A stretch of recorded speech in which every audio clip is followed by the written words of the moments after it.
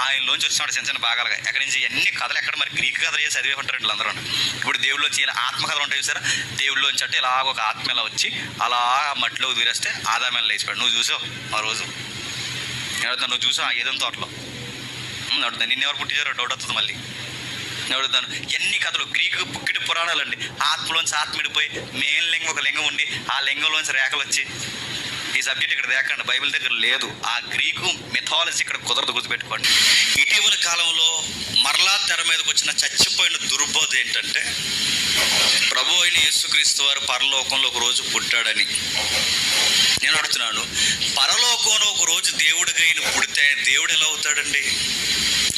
దేవుడు అన్నవాడికి పుట్టు పొందకూడదు. మళ్ళీ గుర్తుపెట్టుకోండి, దేవుడు అన్నవాడికి ముగింపు ఉండకూడదు. అంటే ఆయనకి ప్రారంభం ఉండకూడదు, చెప్పండి, ముగింపు ఉండకూడదు. మీకు వెంటనే నేరో మైండ్తో మరి మరియమ్మకు పుట్టాడుగా అనకూడదు. అలా అన్నావంటే నేను మళ్ళీ ఒకటో తరగతిలో జాయిన్ చేయడమే. తండ్రి తనలోని ఒక భాగాన్ని మన కోసం ప్రత్యేకించాడు.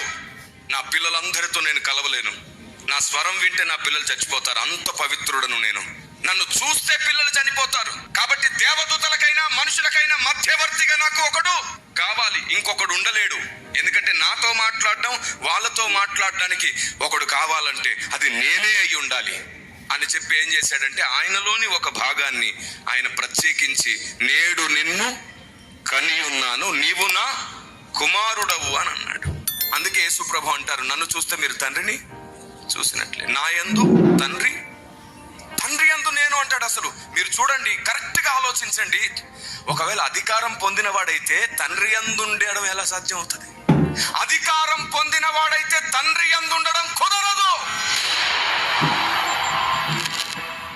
ఇతడు తండ్రి లోపట ఉండగలిగే అంత శక్తిమంతుడంటే తండ్రిలోని భాగం. ఆమేన్. దేవునిలోని ఒక భాగం మన కోసం మహిమ తగ్గించుకొని కుమారుని రూపం దాల్చింది. కుమారుడే మన మధ్యలో నిలబడ్డాడు. ఆయన సంపూర్ణ అధికారము.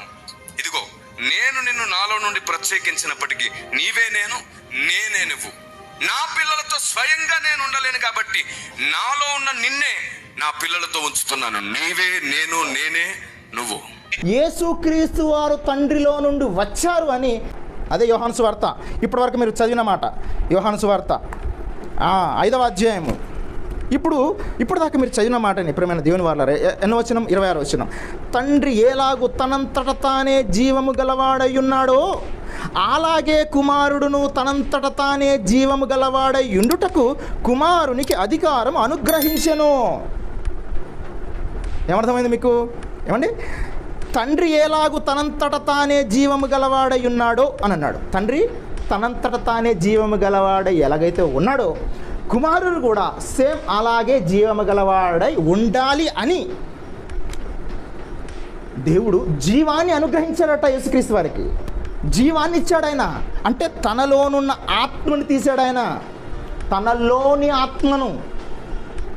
అలాగే ఆ ఆత్మకు, క్రీస్తు అనే ఆ ఆత్మకు ఆయన అధికారం అనుగ్రహించాడని చెబుతున్నాడు ఇక్కడ. తండ్రి ఎలాగూ తనంతట తానే జీవము గలవాడై ఉన్నాడో అలాగే కుమారుడును తనంతట తానే జీవము గలవాడై ఉండుటకు కుమారునికి, ఏమండి, తనంతట తానే జీవము గలవాడై ఉండుటకు కుమారునికి అధికారము, అనుగ్రహం ఇచ్చాడు. ఆయన అనుగ్రహించాడు, జీవాన్ని ఇచ్చాడు. అలాగే ఆ జీవం